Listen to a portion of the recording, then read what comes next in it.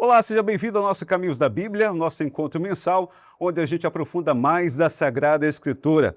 Ao meu lado, nosso bispo auxiliar, Dom Anderson Franklin, que nos ensina a aprofundar mais ainda. Seja bem-vindo, Dom Anderson. Muito obrigado, Tiago Souza, obrigado pela oportunidade de me dirigir não só por meio da nossa querida Rádio América, mas pelas redes sociais, a tantos irmãos e irmãs que têm nos acompanhado nesse caminho da Bíblia, para que também nós, junto com aqueles que foram chamados pelo Senhor, nos sintamos discípulos missionários. A cada mês, Dom Anderson, a gente vem refletindo sobre esse discípulo missionário, como a gente ser discípulo. Já falamos aí de como Jesus comunicava, as parábolas. Falamos no programa passado da profissão de fé de Pedro e vamos continuar neste nesse assunto tão importante, aprendendo mais a ser discípulo. Exatamente. Então, é interessante que as pessoas que têm nos acompanhado saibam que nós estamos fazendo, ao longo deste ano, essa reflexão profunda sobre todo batizado, toda batizada é chamado e chamada a ser discípulo missionário de Jesus Cristo. O documento de Aparecida traz essa nova identidade do cristão católico, não como discípulo e missionário, mas discípulo missionário, ou seja, aquele que se sente chamado pelo Senhor, descobre que pela graça do batismo é chamado a ser discípulo e a consciência discipular faz com que se sinta, se reconheça e assuma ser também missionário. Por isso, discípulo missionário. Quero convidar você também a pegar a sua Bíblia aí, já deixar pertinho de você, a caneta, o marca-texto. Não é pecado, né, Dom Anderson, marcar a Bíblia no estudo, né? Não, de forma alguma. Eu digo para os meus alunos, a minha mesmo. Minha Bíblia, se os nossos queridos rádio-ouvintes ou as pessoas que nos acompanham das redes sociais pudessem ver, ela é toda marcada. É uma Bíblia de estudo, é uma Bíblia de aprofundamento, é uma Bíblia de oração, ou seja, quando nós rezamos, pedimos ao Senhor a luz da palavra, escrevemos coisas importantes, ou seja, é a própria palavra de Deus que ilumina a vida e a nossa vida que está escrita na palavra. Dom Anderson,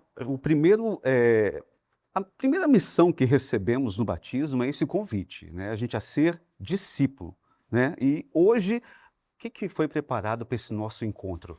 Hoje nós vamos refletir um texto que inclusive é um pouco dessa imagem que está aqui atrás de nós dois, de um momento importante na vida dos discípulos. Jesus, no Evangelho de Marcos, depois de ter chamado seus discípulos, começam a são enviados para a missão, se cansam. Jesus os leva a um lugar retirado para lá, neste lugar, dialogar com os discípulos. Este texto é um texto bastante importante dentro do Evangelho de Marcos, é uma mudança de chave do próprio Evangelho.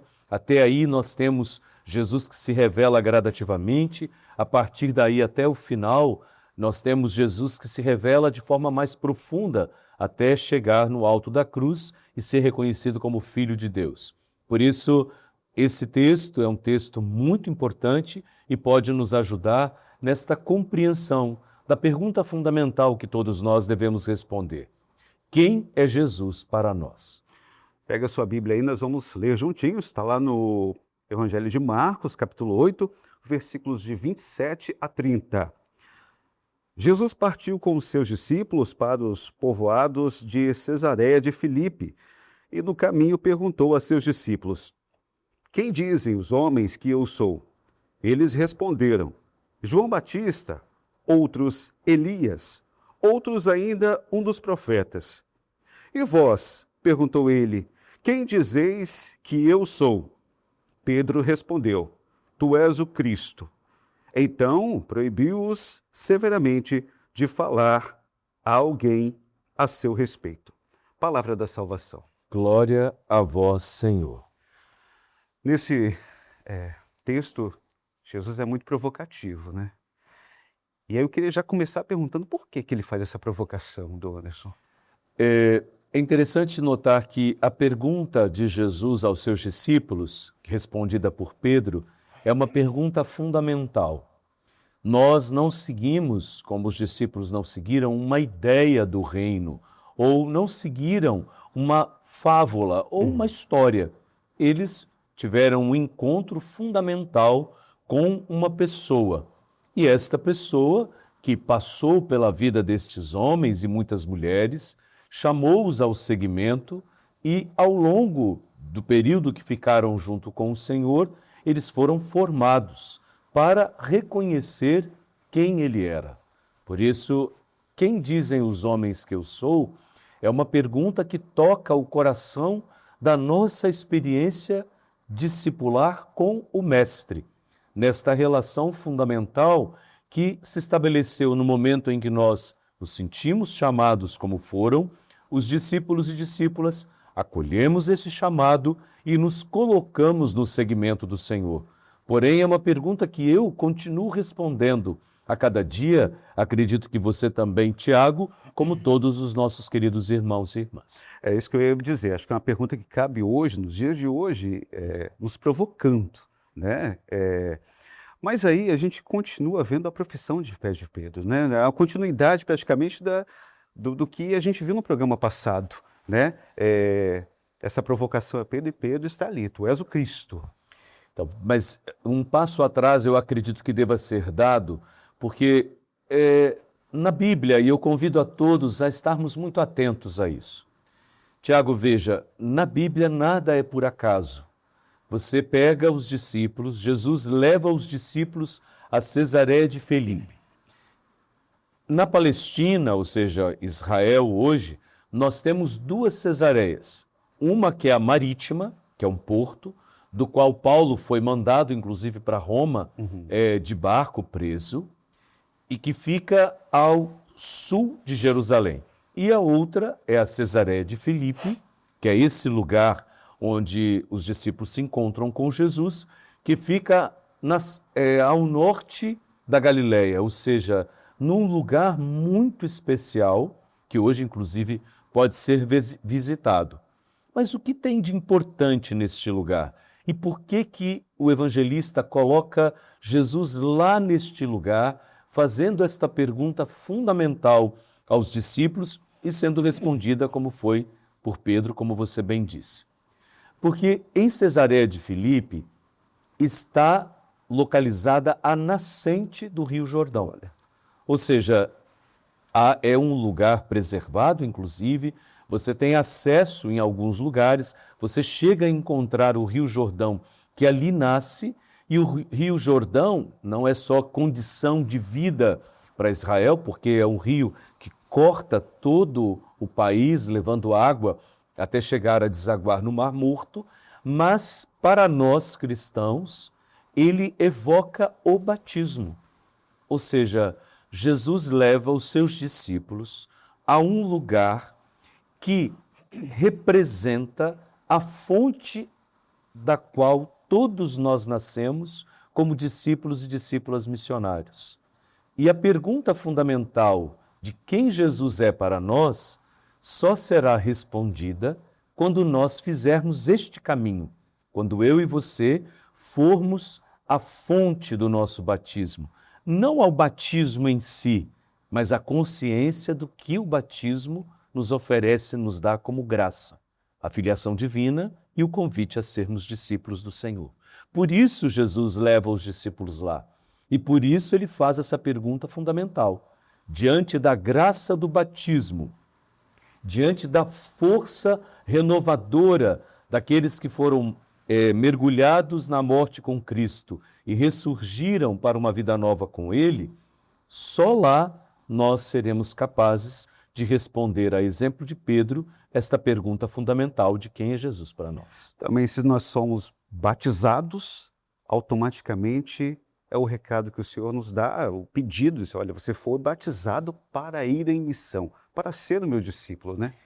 Exatamente, e por isso, vejam, quando nós estamos falando que Jesus pega os seus discípulos, depois de um momento de cansaço, no início do seu ministério, para que eles continuassem o caminho, é condição para que continuassem, que confirmassem aquilo que lhes foi dado pela graça do próprio batismo que receberam. Ou seja, nós hoje, como igreja, somos convidados a levar todos os cristãos batizados a esta consciência da graça que receberam no seu batismo. Nós falávamos sobre a relação entre multidão e discípulos alguns meses atrás, ou seja, que para seguirmos Jesus precisamos sair da multidão e escolher a intimidade com o Mestre. Da mesma forma, para avançarmos na consciência de sermos discípulos missionários, é preciso que nós mergulhemos naquilo que o batismo nos oferece como graça.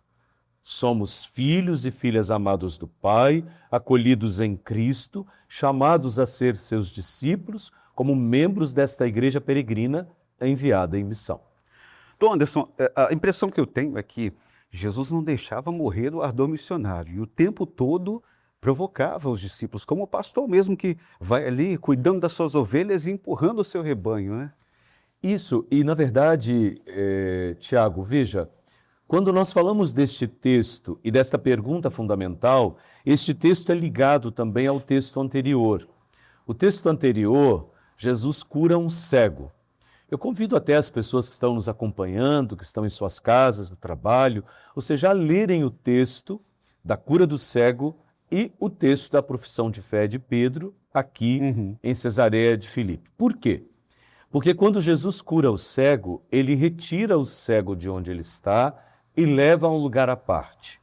O que Jesus faz com os discípulos? Retira-os de onde estão e leva-os a um lugar à parte.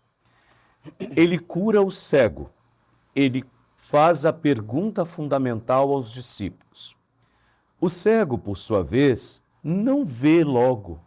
Ele primeiro vê os homens como se fossem árvores que andavam.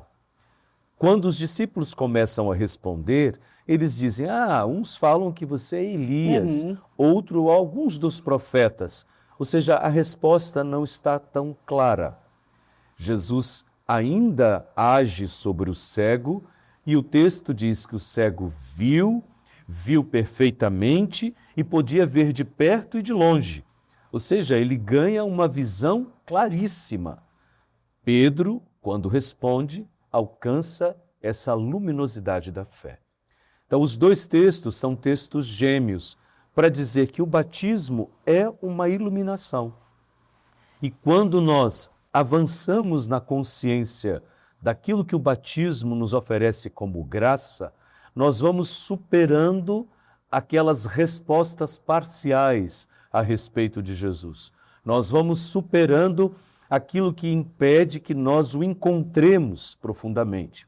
Nós vamos superando aquilo que nos impede de nos reconhecermos diante do Filho de Deus, vivo e encarnado, e nos reconhecermos como seus discípulos missionários. Em programas anteriores, o senhor falava muito bem que nós devemos ter a intimidade com Cristo. Para ser discípulo, precisamos ter essa intimidade com Ele. O batismo nos leva a esse início dessa intimidade, o início desta proximidade íntima com Cristo. Por isso, Tiago, que é importante, e eu sempre falo isso de mim mesmo, a consciência do meu batismo eu só tive muitos anos depois, quando, ao retornar para a comunidade, fui acolhido por uma catequista que me fez fazer este caminho. Ou seja, ela me levou gradativamente à consciência dos sacramentos que tinha recebido. Eu já tinha sido batizado, já tinha feito a minha primeira Eucaristia, já tinha sido crismado, mas eu não tinha ainda a consciência daquela graça recebida como dom da filiação divina no batismo e um chamado a ser discípulo missionário do Senhor. O dom da vida que o próprio Senhor nos dá quando oferece a nós o seu corpo e sangue, a ponto de que Paulo falava, e nós somos convidados a dizer, já não sou eu que vivo, mas é Cristo que vive em mim e de fato vive. Ou até mesmo pela graça do crisma, que na maturidade da fé nos leva a reconhecer que somos enviados pela graça de Deus com os dons do Espírito a anunciar o Evangelho. Por isso que é importante refletirmos sobre este texto, porque o que Jesus faz com os seus discípulos é ajudá-los a superar gradativamente aquela incompreensão de quem ele era, para, ao vê-lo plenamente, não só professassem a fé, mas continuassem a segui-lo.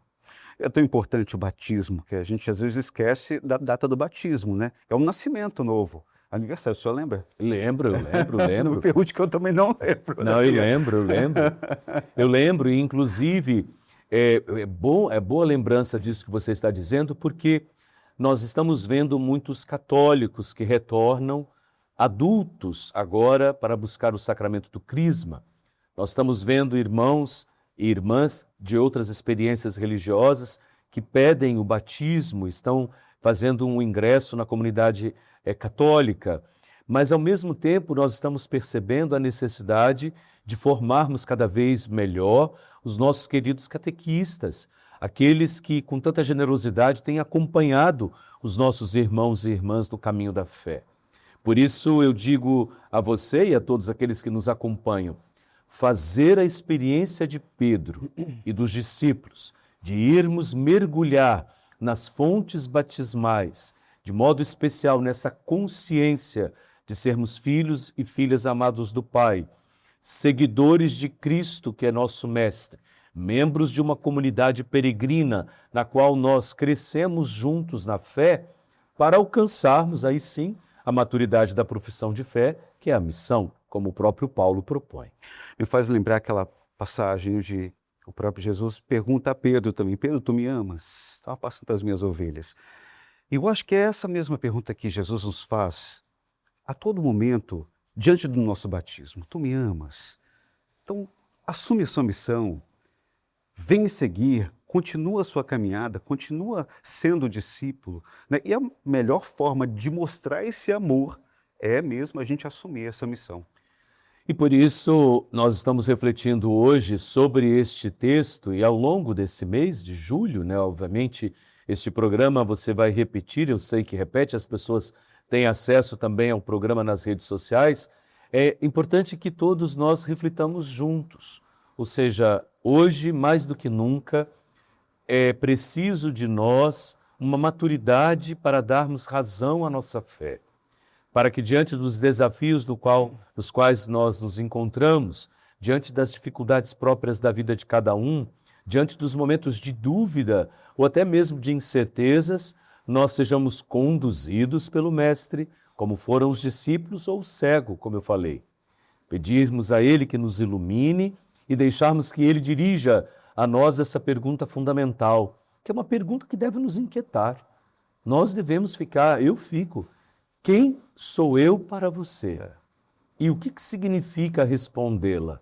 Pedro responde, e é interessante porque o texto bíblico, tanto o de Marcos quanto de Mateus, Jesus logo depois vai falar da sua paixão. E Pedro diz que isso não te aconteça. E a resposta da Bíblia, que tem afasta-te de mim, Satanás, é uma tradução um pouco complicada, porque na verdade o verbo grego utilizado por Jesus para falar de como Pedro deveria se comportar não é afasta-te de mim, é coloca-te atrás de mim, continue me seguindo, ou seja, siga-me para que você compreenda para onde estou indo e um dia você também irá. Não é que Jesus rejeitou Pedro, Jesus pediu, coloque-te no teu lugar de discípulo e venha atrás de mim e me siga. Ou seja, a relação estabelecida entre o mestre e o discípulo é uma relação para a vida inteira.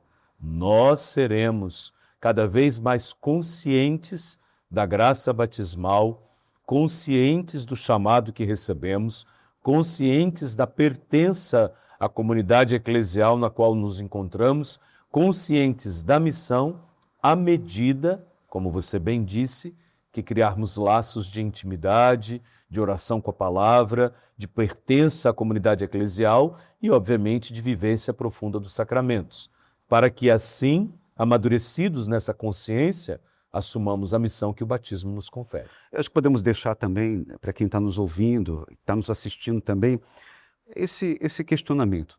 Nós que participamos de comunidades, círculos bíblicos, que vamos à missa, que participamos, que estamos começando a caminhada agora, quem é o Cristo para você? Né? Acho que esse é o questionamento que cada um pode fazer a reflexão. Como é que você vê esse Cristo? Quem é Ele para você?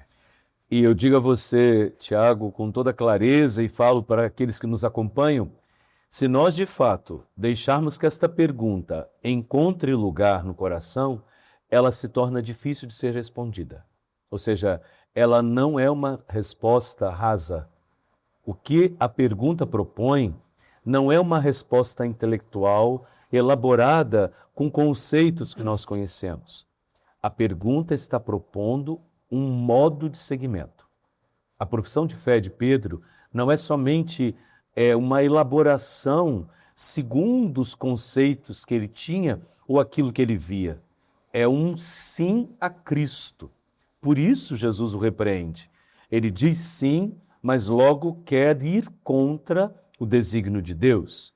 O sim nosso é um sim cotidiano, amadurecido, fortalecido e cada vez mais comprometido com aquilo que nós mesmos acolhemos, que é a profissão de fé. O senhor levantou um assunto interessante, que Pedro poderia ficar ali fazendo discursos de horas para dizer quem era o Cristo, né? Afinal de contas, ele acompanhava e via tantas coisas, tantos milagres, tantas palavras de Jesus ali, mas ele é certeiro e firme na sua palavra. Tu és o Cristo. E ao dizê-lo, ele está indicando para onde o próprio Jesus iria. Por isso que é muito importante, né, nessa reflexão que estamos fazendo, que nós nos deixemos questionar, deixemos que Jesus nos conduza a Cesareia do nosso próprio batismo e lá, diante da graça que nós recebemos, nós respondamos, e mesmo que demore, mas respondamos com clareza, generosidade, compromisso e com a vida. Responder, tu és o Cristo, Filho do Deus vivo, com a vida significa compreender que pela graça do batismo nós morremos com Cristo para o pecado e ressurgimos pela graça de sua ressurreição para uma vida nova, que deve ser vivida de acordo com os valores do Evangelho, no seguimento do Senhor, como membros de nossas comunidades eclesiais de base, enviados em missão a cada dia para anunciar com generosidade o Evangelho ao mundo, a exemplo do que fizeram os discípulos de Jesus. Dom Anderson, e também incentivar tantos jovens, adultos, que ainda não são batizados e que estão próximos da igreja e que também têm a oportunidade de fazer parte desta família, de vir também para este caminho de Cristo, se aproximar, ser esse também discípulo. Por isso que as nossas comunidades se tornem cada vez mais, como estamos falando, né, nós, os bispos do Brasil, junto com todos aqueles que produziram as novas diretrizes, essa tenda aberta onde todos podem ser acolhidos. Alargar a nossa tenda, abrir espaços para que as pessoas sejam acolhidas, formadas e desejem, de fato, não só serem batizadas, mas professarem a fé que pelo batismo como dom recebemos. Dom Anderson, eu quero agradecer a sua participação, você que nos acompanha aí, corre lá atrás do seu batistério, vai saber o dia lá que você foi batizado para celebrar também. Exatamente. Mais uma vez eu agradeço a oportunidade e convido aos irmãos e irmãs a lermos juntos, leiam de novo, peguem o texto até do cego, façam essa comparação que eu propus a vocês, vejam como os dois textos estão unidos, como de fato Jesus iluminou o coração dos discípulos, como curou e iluminou o cego que estava diante dele, a fim de que o cego o seguisse e os discípulos, professando a fé, continuassem a segui-lo. Mais uma vez, muito obrigado. Gente, até lá.